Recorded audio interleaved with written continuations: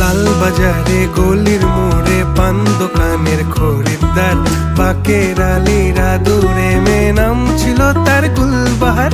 লাল বাজারে গলির মোড়ে পান দোকানের খরিদ্দার, বাকের আলীরা দূরে মে নাম ছিল তার গুলবাহার।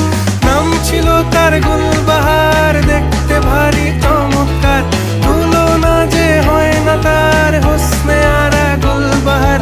বাকের আলী